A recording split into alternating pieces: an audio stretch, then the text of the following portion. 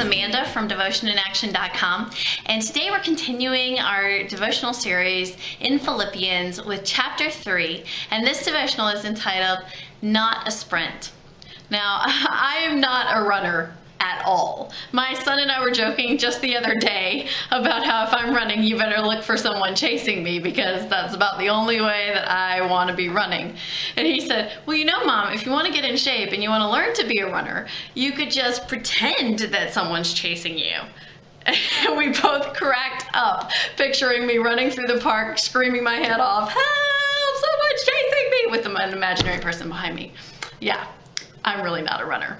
But I do have quite a few friends who are runners. And not just like I'm going to run every once in a while, occasionally, but serious, running folk who run every day. Rain, shine, snow, ice, it doesn't seem to matter. Train for a marathon type people.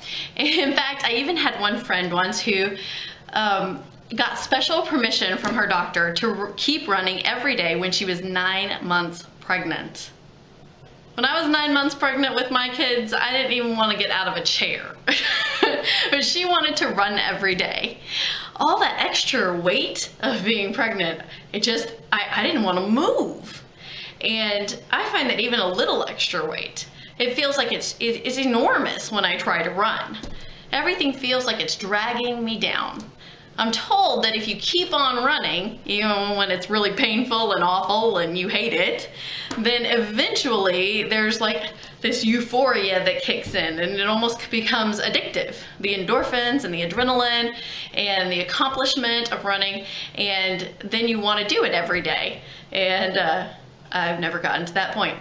I don't know about you. But our spiritual life is kind of like how I feel when I'm running. If I have extra weight, like worry and anxiety and fear, past hurts, betrayals, disappointments, they can weigh me down, they can drag me down. But if I keep on consistently at building a relationship with God, day after day, it helps to shed that extra weight, to throw off what trips us up and drags us down. Consistency, day in and day out, is the key. This life is not a sprint. It's a marathon. And each one of us is called to be an endurance runner. Philippians 3:12 through 16. It says, not that I have already obtained this or am already perfect, but I press on to make it my own, because Christ Jesus has made me his own. Brothers, I do not consider that I have made it my own. But one thing I do, forgetting what lies behind and straining forward to what lies ahead, I press on toward the goal for the prize of the upward call of God in Christ Jesus. Let those of us who are mature think this way. And if in anything you think otherwise, God will reveal that also to you. Only let us hold true to what we have attained.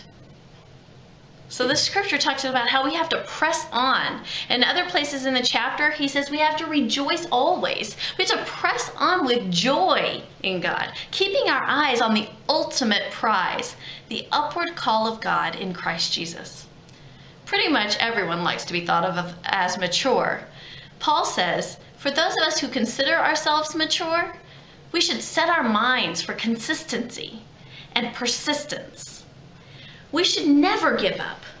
What is ahead of us is so much better than what lies behind.